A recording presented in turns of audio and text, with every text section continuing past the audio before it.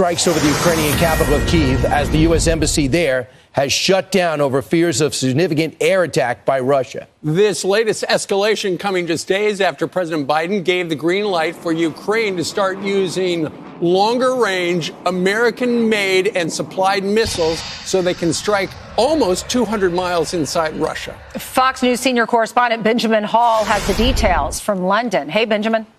Ainsley, Steve, Brian, Lawrence, good morning. Yes, at the moment, the U.S. Embassy in Kyiv remains closed. They are warning of a potential airstrike, or threat of a potential airstrike in the capital, and they've asked all their employees at the moment to shelter in place. And as you say, this comes just one day after the Ukrainians, for the first time, used one of those long-range attacker missiles to strike inside Russia, after President Biden finally gave his approval to do so. Now, the Kremlin has been warning against this for months. They have said that if Washington permits the use of ATACMS, then Moscow would consider the U.S. to be directly involved in the war. Russia also announced a new nuclear doctrine yesterday in response to this, saying that because of U.S. participation in strikes into Russia, that it would allow for a Russian nuclear response. Now, the Ukrainians have argued that using these ATACMS gives them significant influence in the war. It will allow them to hit air bases, arms depots, resupply lines, and push back Russian forces who are making advances at the moment. But for now, they're only allowed to use them in the Kursk region, where Ukraine continues to hold Russian land. The other side to this decision is political. President Trump has talked about a peace deal and doing it very quickly. And all eyes right now are 2 months from now, when President Trump will take office. Trey Yingst is currently inside Ukraine. He's with President Zelensky, and he asked him about this yesterday. Are you hopeful that President-elect Trump will be able to influence Putin to end the war?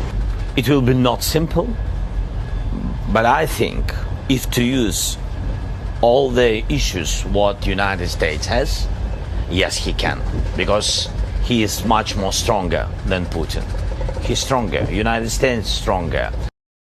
So great work by Trey at the moment inside Ukraine. But also we are seeing Ukraine and Russia really trying to position themselves ahead of a potential peace deal. Both sides now escalating in various ways. President Biden yesterday gave permission for the Ukrainians to use anti-personnel mines, which has had some criticism from him. But again, the Russians are pushing, the Ukrainians are pushing. They know that in 2 months they will be sitting down. There will be some kind of negotiation that will begin. Guys? Hey, Benjamin, what could you tell us about the undersea internet cables that were cut to Sweden and Finland? Russia says they know nothing about it, but clearly this was a deliberate action, isn't it? That's right. And Germany has said that this was sabotage. All the fingers point towards Russia. These are critical undersea cables that bring all the internet in there.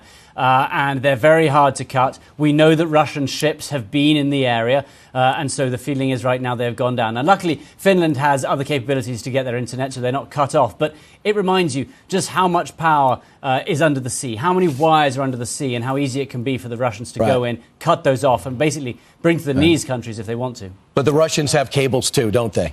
So they should think about that. Thanks, Benjamin.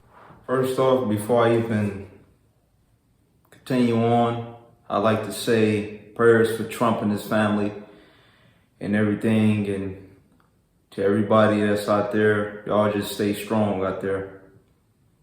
You know, because we are living in some tough times. And it seems like every day it's always something. You know, whether it's something with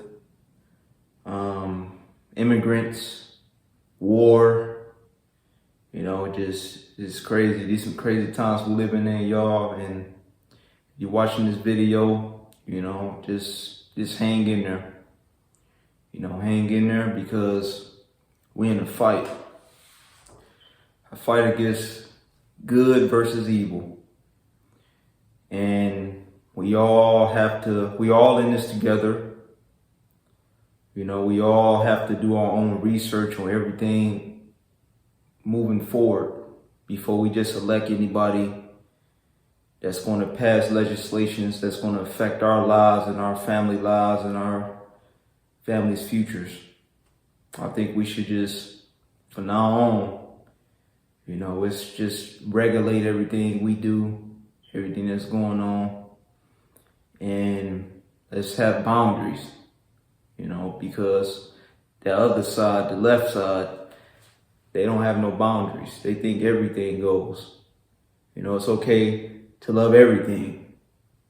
You know, and I'm talking about the way they interpret love is, you know, you just do what you want to do with anybody, you know, and that's not the way, that's not love. That's more being appealing to your flesh, you know. You got to have boundaries with love, you know. Love is not the way the left side portray. And I'm not trying to make this all just about, you know, politicians and stuff like that, but just in general, just to try to give you guys a warning that we can't be too comfortable.